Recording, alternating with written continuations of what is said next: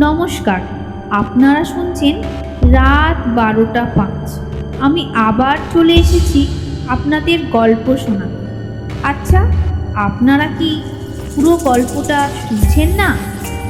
আপনারা যদি পুরো গল্প না শোনেন তাহলে কিন্তু গল্পের মানে বুঝতে পারবেন না এবং আপনাদের ভালোও লাগবে না।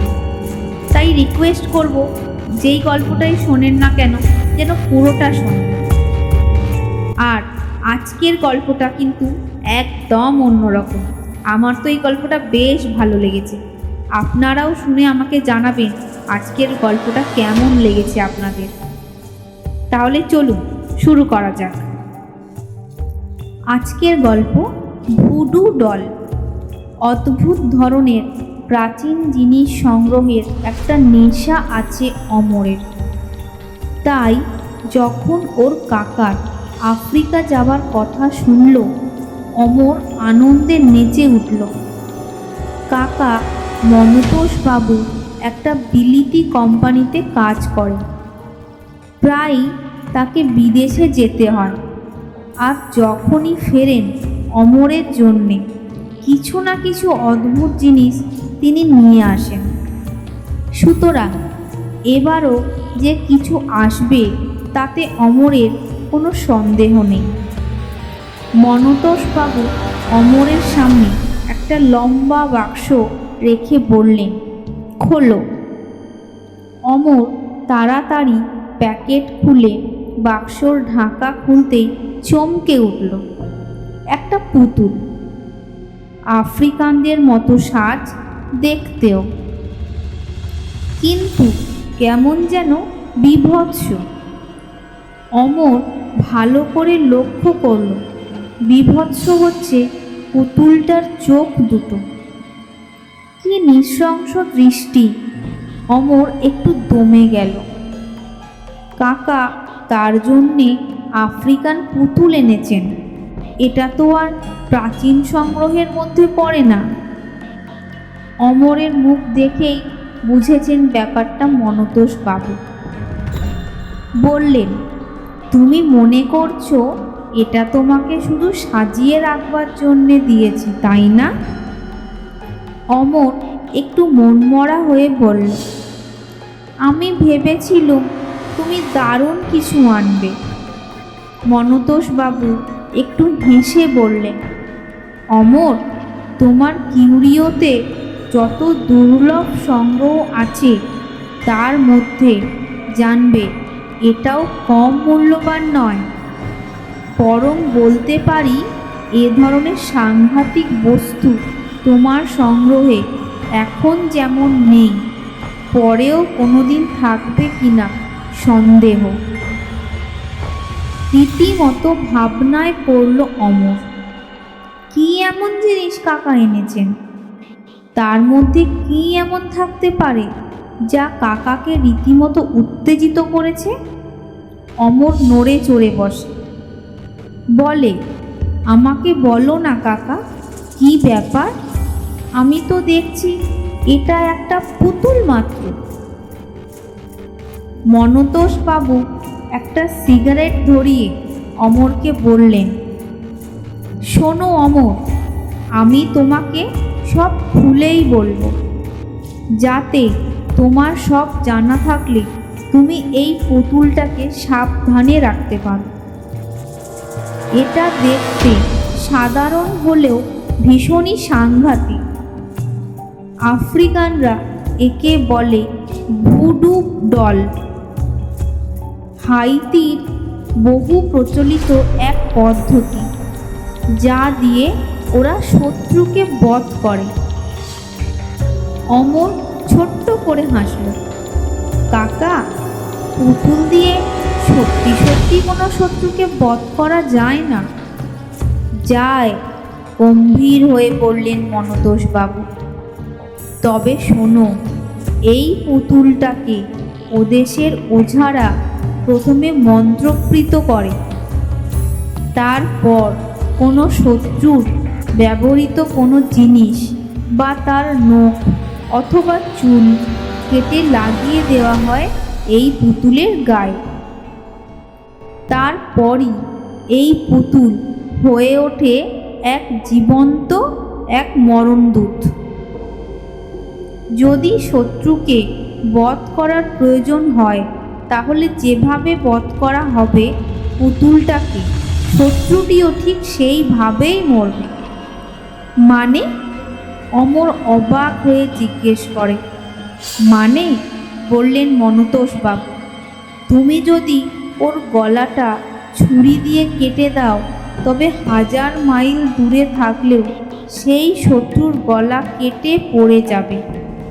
অথবা তুমি যদি ওর পেট থামিয়ে দিল। অমর বলল, চুপ করো কাকা, কি বীভৎস! এ কি সত্যি নাকি গল্প কথা? এমনও হয়?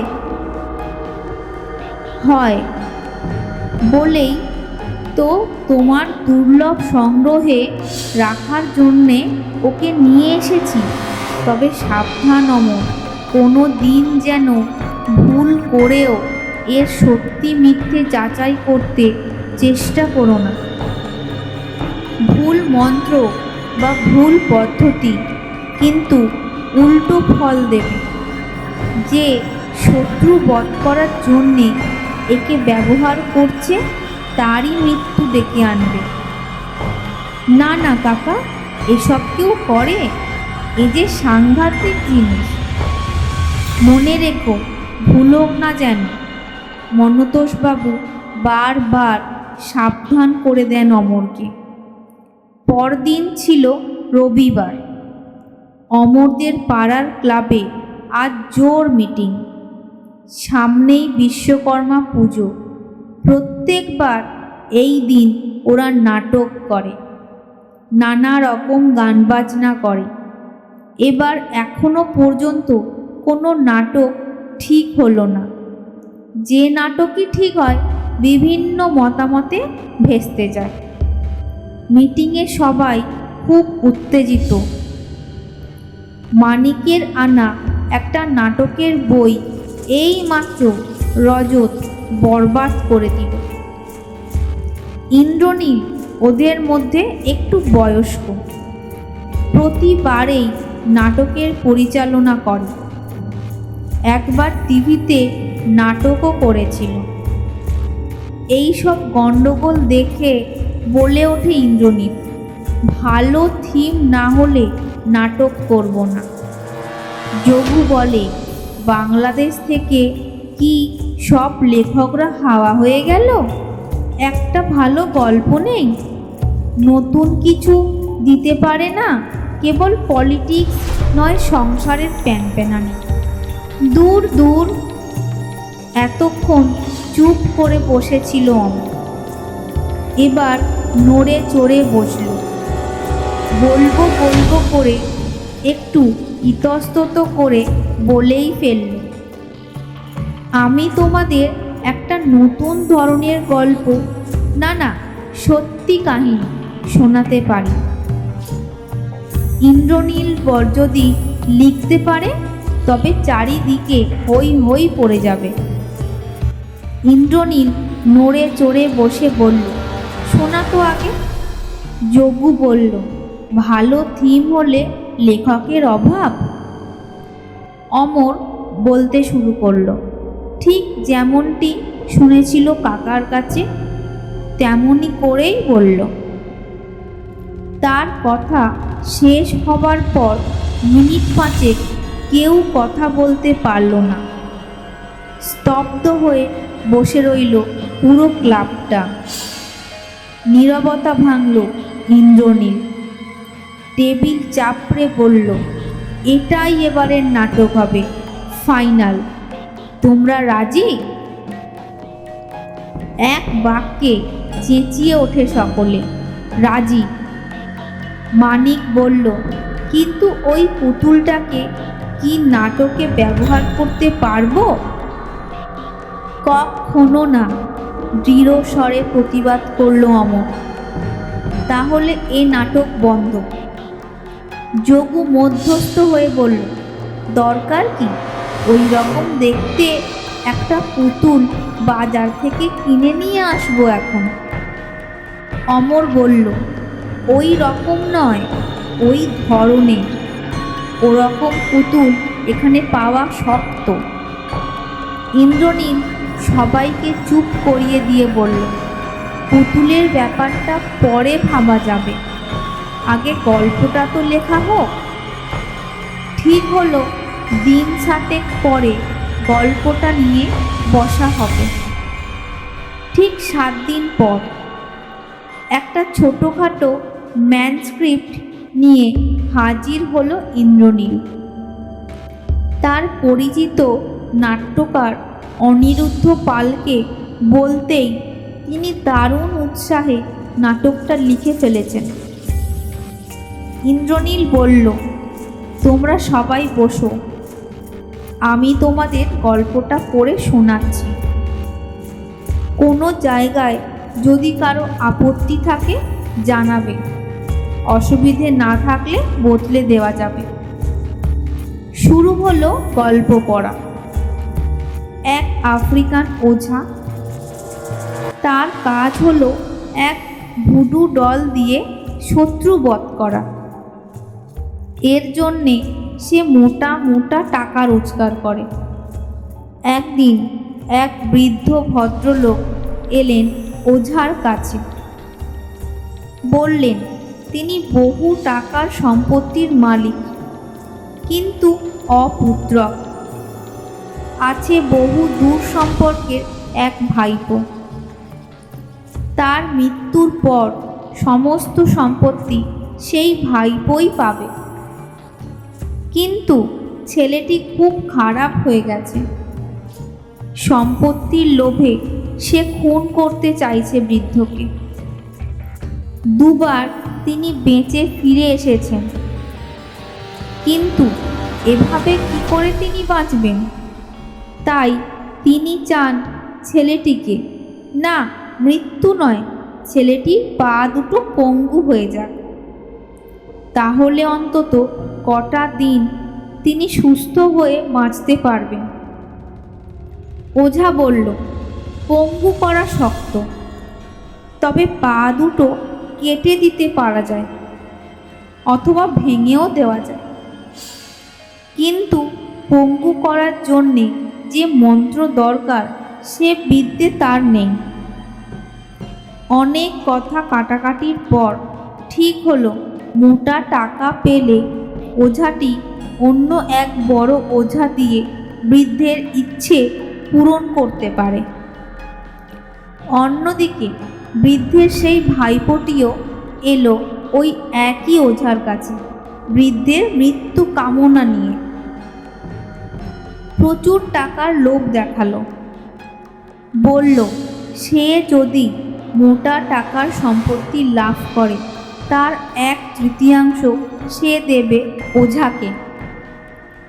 ওঝাটি এই টোপটা গিলে ফেলল, কিন্তু ঝামেলা হলো বড় ওঝাকে নিয়ে। সে কিন্তু ইতিমধ্যে ভদ্রলোকের কথা মতো কাজ আরম্ভ করে দিয়েছে। এই নিয়ে চলল নাটকে ওঠা নামা, আর একটু একটু করে পরিণতির দিকে এগিয়ে চলা। শেষে ক্লাইম্যাক্স। দেখা গেল বৃদ্ধটি এবং তার ভাইপোটি উভয়কেই প্রায় একসঙ্গে মরতে হলো। গল্প শুনে সকলে তো খুব খুশি। দারুণ নতুনত্ব। ঠিক হলো, ইন্দ্রনীল ওঝা হবে, অমর হবে বড় ওঝা, বৃদ্ধ হবে যোগু, আর মানিক হবে ভাইপো। প্রধান প্রধান চরিত্র ভাগ হয়ে যাওয়ার পর ছোটোখাটো চরিত্রগুলো দেওয়া হলো অন্যদের। ঠিক হলো, পরদিন থেকেই রিহার্সাল শুরু হবে। এবার ইন্দ্রনীল অমরের দিকে তাকিয়ে বলল, তোমার পুতুলটা কিন্তু একবার কাল এনো, ওটা সবাই দেখুক, নাটকে উৎসাহ আসবে তাহলে সবার। তাছাড়া পুতুলটা দেখাও দরকার সবারই। ঠিক ওই রকম একটা পুতুল যে পারবে আনবে। অমর রাজি না হয়েও রাজি হয়ে গেল। পরদিন সন্ধ্যাবেলায় রিহার্সাল। সবাই বসে আছে, দৃষ্টি তাদের টেবিলে রাখা ভুডু ডলের দিকে। পুতুল যে এত বীভৎস আর জীবন্ত হতে পারে এর ধারণা কারো ছিল না এর আগে। ইন্দ্রনীল বলল, এসো সব শুরু করা যাক। ওরা প্রস্তুত হচ্ছে, ঠিক সেই সময় আলো নিভে গেল। লোডশেডিং। ইন্দ্রনীল চেঁচিয়ে উঠল, তাকের ওপর মোমবাতি আছে, জেলে দে তো কেউ। মানিক চেঁচিয়ে বলল, যে যেখানে আছো থাকো, আমি জ্বালাচ্ছি, দাঁড়াও। রজত পকেট থেকে টর্চ বার করে তাকের ওপর ফেলে বলল, আমি বাপু সাবধানী, সব সময় পকেটে টর্চ নিয়ে ঘুরি। কলকাতা নয়, যেন গ্রাম, আলো আছে আবার নেই। কিন্তু এ কি? রজতের টর্চটা একবার জ্বলেই নিভে গেল।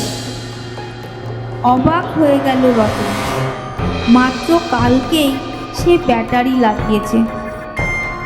ব্যাটারির কথা তার মাথায় নেই। তার মনে একটা দারুণ ধাক্কা লেগেছে। টর্চটা জ্বালতে গিয়ে টেবিলে রাখা ভুডুর গায়ে পড়েছিল। এক মুহূর্তের জন্য তারই মধ্যে সে দেখল ভুডু ডল যেন হাসছে। সে কি বীভৎস হাসি! রজত চুপ করে রইল, কারোকে কিছু বলল না। মানিক চেঁচিয়ে উঠল, দেশলাই, একটা দেশলাই দেখা রে। অমর পকেটে হাত ঢুকিয়ে দেশলাই বার করতে গেল। কে যেন তার হাত দুটো চেপে ধরেছে। পারল না, বিরক্ত হয়ে বলল, কে রে? হাতটা ছাড়, এখন ইয়ার্কি মারার সময়? এ নিশ্চয়ই রজত আমার হাত ধরেছে। রজত চেঁচিয়ে উঠল, এই খবরদার, আমার নামে দোষ দেবে না, আমি তো তাকের কাছে।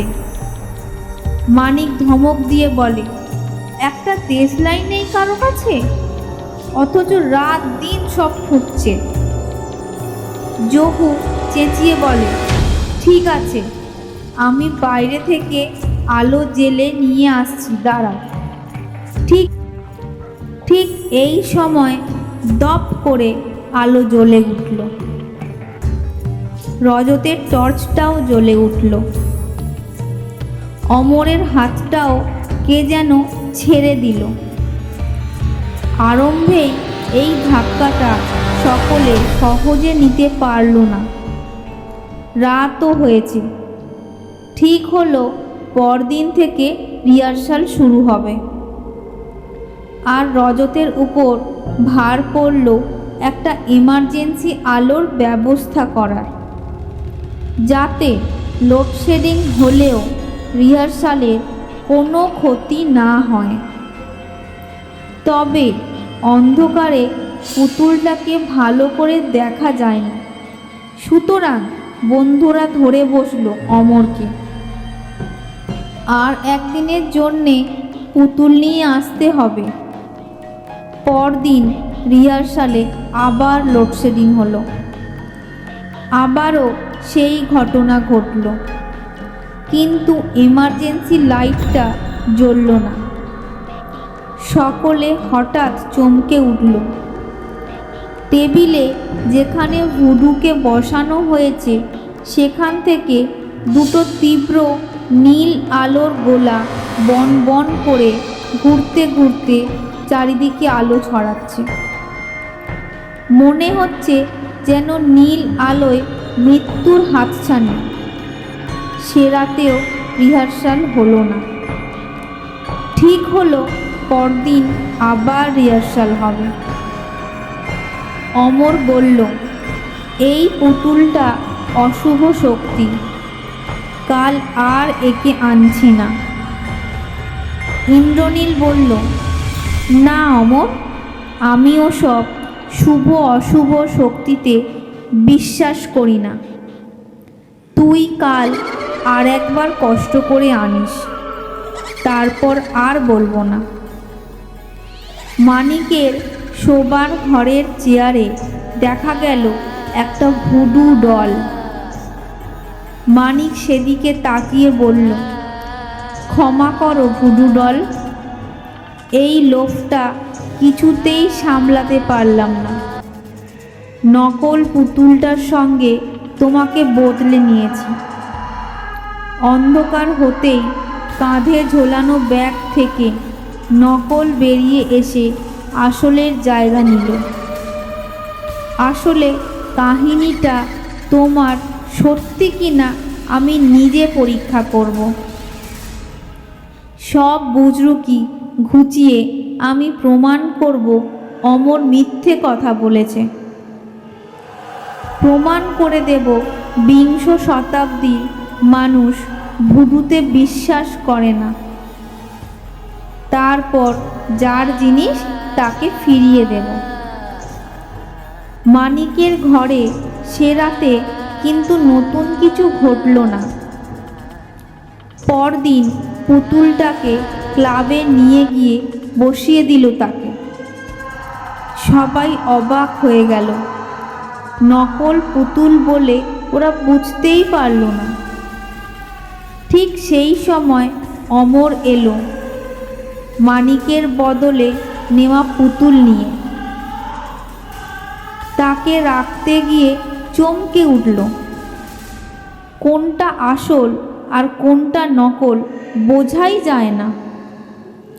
অমর বলল, এ পুতুল তুই পেলি কি করে? হাসল মানিক, বলল, তোরা তো জানিস আমি ছবি আঁকি। পুতুলটাকে দেখে আমি একটা স্কেচ করে নিয়েছিলাম। আমার খুড়তুতো বোনের পুতুল তৈরির কারখানা আছে, সেখানে স্কেচ ফেলে দিতেই 24 ঘন্টার মধ্যে পেয়ে গেলাম। সকলে খুব তারিফ করতে লাগলো, কিন্তু অমর কেন জানি না গম্ভীর হয়ে গেল। অমরের মুখ দেখে মানিকের হাসি পেলেও হাসতে পারল না। একটা ব্যাপার কাল থেকে তার মনে কাঁটার মতো বিঁধে রয়েছে। গতকাল লোডশেডিং হবার সঙ্গে সঙ্গে সে আসল পুতুলটা ব্যাগে পুরে ফেলেছিল, কিন্তু অবাক কাণ্ড, আলো নেভার সঙ্গে সঙ্গে নকল পুতুলের চোখে একটা নীল আলো দেখা দিয়েছিল। এটা কি করে সম্ভব হলো? তবে কি তার মতো কোনো ছেলে ভয় দেখাবার জন্য কোনো কায়দা করে আলোর আভা সৃষ্টি করেছিল? মানিক ভাববার সময় পেল না। রিহার্সাল শুরু হয়ে গেছে। কিন্তু এ কি, ঠিক রাত 7টা বাজার সঙ্গে সঙ্গেই আবার অন্ধকার নেমে এলো। রজত মোমবাতি জ্বালতে পারল না কিছুতেই। রজত চেঁচিয়ে বলতে যাচ্ছিল, কে আমায় ধরেছে? তার আগেই একটা ঘটনা ঘরের সবাইকে স্তব্ধ করে দিল। টর্চের আলোর মতো কিছুটা নীলচে আলো বেরিয়ে আসছে দুটো পুতুলের জোড়া চোখ থেকে। তারপর সেই 4টে আলো সারা ঘরময় দাপাদাপি করে বেড়াতে লাগলো। ইন্দ্রনীল ছুটে গিয়ে এমার্জেন্সি আলোটা জ্বালাতে গেল। একটা কিছু এসে যেন তাকে ধাক্কা দিয়ে ফেলে দিল। চিৎকার করে উঠল ইন্দ্রনীল। আলো জ্বলে উঠল। আলো আসার পরও কারো মুখে কোনো কথা শোনা গেল না।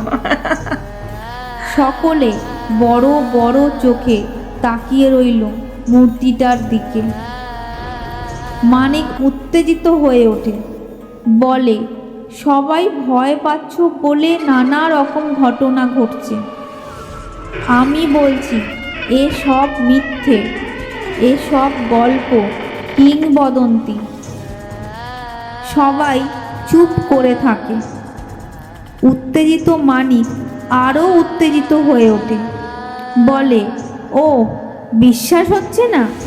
ঠিক আছে, তাহলে দেখো, এখনই প্রমাণ করে দেব আমিই ঠিক। এই বলে মানিক নিজের মাথার থেকে দুটো চুল ছিঁড়ে পুতুল দুটোর হাতে বেঁধে দিল। তারপর ইন্দ্রনীলের দিকে তাকিয়ে বলল, তুমি এটা নিয়ে যাও, এবার কিছু একটা করো ওর ওপর, তারপর বোঝা যাবে কাহিনী কতটা সত্য। অমর এক ঝটকায় পুতুলটা সরিয়ে দিয়ে উত্তেজিত হয়ে বলে ওঠে, খুলে দাও বলছি, আমি এসব কিছুতেই সহ্য করব না। আমি আমার কাকার কথা বিশ্বাস করি। কাকা কোনো দিন আমাকে মিথ্যা বলেননি। মানিক, তুমি খুলে নাও বলছি, নয়তো আমি খুলে দেব। ইন্দ্রনীল ধমক দিল, এই মানিক, এসব কি হচ্ছে? এসব ব্ল্যাক ম্যাজিক, বুঝলি?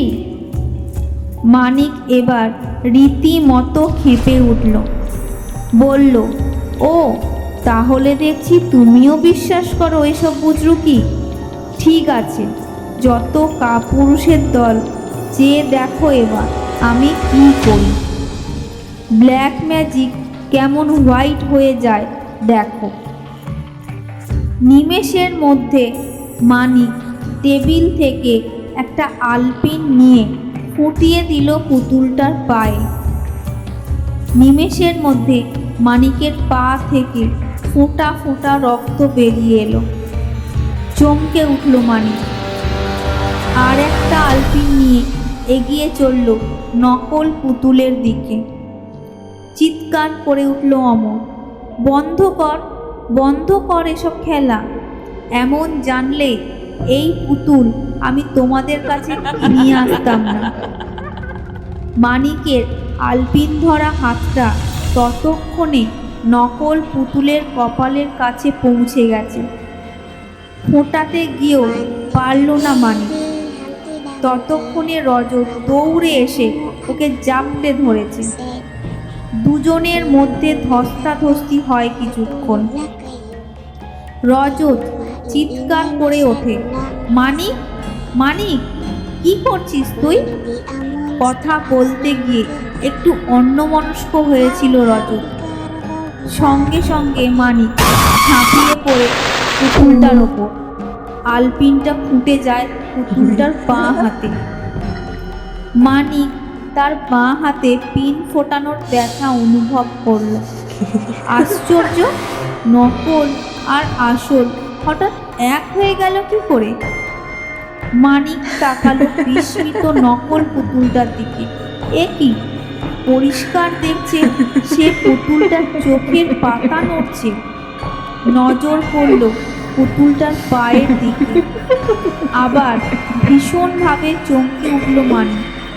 পুতুলটার পায়েও রক্তের ফোঁটা জমে রয়েছে। এ কি করে সম্ভব? অমর ছুটে এসে দুটো পুতুলই তুলে নিল। বলল, ঢের হয়েছে, আর না, এ দুটোই আমি নিয়ে যাচ্ছি। মানিককে বিশ্বাস নেই। পরে কাকার সঙ্গে কথা বলে এ দুটোকেই বিদায় করব। এমন সাংঘাতিক জিনিস আমার দরকার নেই। রজত, ইন্দ্রনীল দুজনেই বলে ওঠে, না না অমর, তুমি আর এনো না এ দুটোকে। মানিক যা ছেলে, এরপর বড় কিছু না ঘটিয়ে ফেলো। আর শোনো, বাড়িতে গিয়ে পুতুলের হাত থেকে মানিকের চুল টুল যা লেগে আছে সব ফেলে দিও, বুঝলে? অমর জোর দিয়ে বলল, সে আর বলতে। পর পর ঘটনায় অমর ক্লান্তি অনুভব করছিল। ঠিক করল পরদিন সকালে ঘুম থেকে উঠেই পুতুলের গায়ে লাগানো মানিকের মাথার চুল খুলে নেবে। তারপর কাকার সঙ্গে এ বিষয়ে কথা বলবে। পুতুলটাকে আর তার ঘরে রাখতে সাহস হয় না। অমর খাওয়া দাওয়া করে নানা বিষয় চিন্তা করতে করতে ঘুমিয়ে পড়ল। ভোরবেলা মায়ের ডাকে ঘুম ভাঙল অমরের। হ্যাঁ রে খোকা, তুই কি বসার ঘরের তাকের উপর দুটো পুতুল রেখেছিলি? প্রথমটা কেমন যেন থতমত খেয়ে গেল অমর। ঘুম চোখে তারপর মনে পড়ল কাল রাতে ও তাকের উপর উঁচুতে পুতুল দুটো তুলে রেখেছিল। হঠাৎ এক অজানা আশঙ্কায় ওর বুকের মধ্যটা কেঁপে উঠল। উৎকণ্ঠিত হয়ে বলে উঠল, কেন মা, কি হয়েছে? মা বললেন, দেখ না, ইঁদুরে ঘরময় কি কাণ্ড করেছে। এত ইঁদুর হয়েছে, জ্বালিয়ে খেলো বাপু। এত করে বলি একটা ব্যবস্থা কর, তা না। মায়ের কথা অমরের কানেই যাচ্ছে না। সে পাগলের মতো ছুটে গেল বসার ঘরের দিকে। তাকের ওপর থেকে দুটো পুতুলই নিচে পড়েছে। তার মধ্যে একটির জামা কাপড় সব কুচি কুচি করে কেটেছে ইঁদুরে, অন্যটি প্রায় অক্ষত, কিন্তু তাহলেও একেবারে অক্ষত নয়। অমরের কান মাথা ভোঁ ভোঁ করছে, বুকটাও ওঠানামা করছে হাঁপানোর মতো। মনে মনে ভগবানকে ডাকছে অমর, হে ভগবান, এটা যেন সেটাই না হয়। ছুটে গেল অমর পুতুল দুটোর কাছে। দুটো পুতুলই চোখের কাছে এনে পরীক্ষা করল অত্যন্ত সন্তর্পণে। তারপরই ভয়ে তার মুখটা সাদা হয়ে গেল। মানিকের মাথার চুল আটকানো পুতুলটার পায়ের ওপর যেখানে পিন ফোটানো হয়েছিল সেখানে রক্ত শুকিয়েছিল। ইঁদুর সেই রক্তের গন্ধে ওই জায়গাটায় গভীর ক্ষত সৃষ্টি করেছে। অমর এক মুহূর্ত দেরি না করে ইন্দ্রনীলকে ফোন করল। বলল, আমি গাড়ি নিয়ে যাচ্ছি, এক্ষুনি মানিকের বাড়ি যেতে হবে। তোমাদের 4-5 মিনিটের মধ্যেই তুলে নেব। ইন্দ্রনীল বলল, কি ব্যাপার অমর? অমর বলল, গুরুতর ব্যাপার, পরে বলবো, তোমরা তৈরি থেকো। তুমি রজতকে জানিয়ে দাও। ফোন কেটে দিল অমর। ইন্দ্রনীলের পাশের বাড়িতেই থাকে রজত। ইন্দ্রনীল জানালা দিয়ে রজতকে ডেকে বলল, রজত, অমলের গলা কাঁপছিল, নিশ্চয়ই ওই পুতুলের ব্যাপার। তা যদি হয় আমাদের কিন্তু এখনই মানিকের বাড়ি যাওয়া দরকার। মানিকের বাড়ি ঢোকার সঙ্গে সঙ্গে কান্নার শব্দে ওরা থমকে দাঁড়ালো। তবে কি, ওরা দৌড়ে দোতলায় মানিকের ঘরের সামনে গিয়ে দাঁড়ালো। ভেতরে ভিড়, মানিকের খাট ঘিরে অনেক লোকজন। ওরা স্তব্ধ হয়ে দাঁড়িয়ে রইল দরজার কাছে 3 জন। মানিকের দাদা ওদের দেখতে পেয়ে চিৎকার করে কেঁদে উঠলেন। বললেন, দেখে যাও তোমরা, ভাইটা আমার কি নৃশংসভাবে নিজেকে শেষ করেছে, দেখে যাও। ওরা পায়ে পায়ে এগিয়ে গেল। দেখল মানিকের প্রাণহীন দেহটা পড়ে আছে খাটের উপর। সারা বিছানা ভাসছে রক্তে। যে জায়গাটা ইঁদুরে ক্ষত করেছিল ঠিক সেই জায়গায় গভীর ক্ষত। মানিকের দাদা বললেন, দেখো কেমন কুঁড়ে কুঁড়ে ভেনটাকে কেটেছে আত্মহত্যা করবে বলে। কিন্তু ওর কি দুঃখ ছিল বলো তো? আত্মহত্যা করার মতো কি এমন ঘটেছে জানো তোমরা? ওরা মাথা নাড়ল। রজত বলল, কি দিয়ে এমন করে ক্ষত করলো? মানিকের দাদা বললেন, আমিও তো আশ্চর্য হয়ে যাচ্ছি। কি দিয়ে এমন করলো? যা দিয়েই করুক না কেন সেটা তো থাকবে, যাবে কোথায়? অমরের শরীর খারাপ লাগছিল।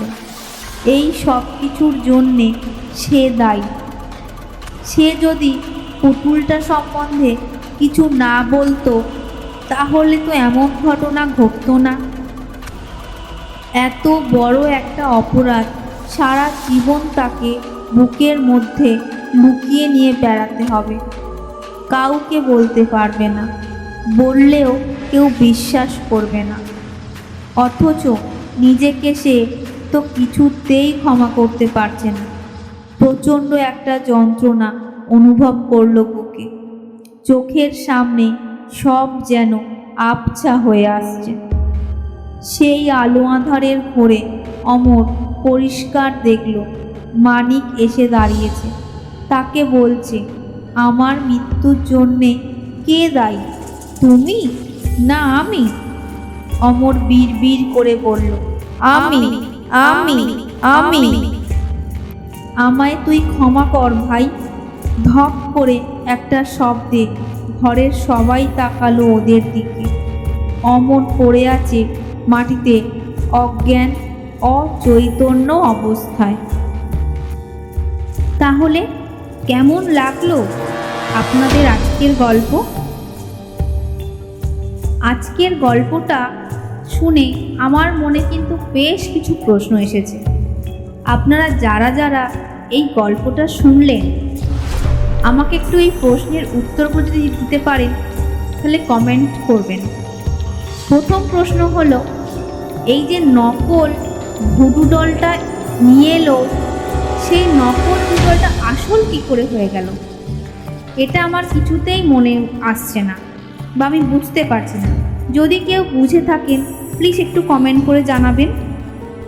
আর আমাদের গল্প যদি আপনাদের ভালো লাগে তাহলে অবশ্যই লাইক করবেন আর সাবস্ক্রাইব করে দেবেন এবং পারলে বন্ধুদের সাথে শেয়ারও করবেন।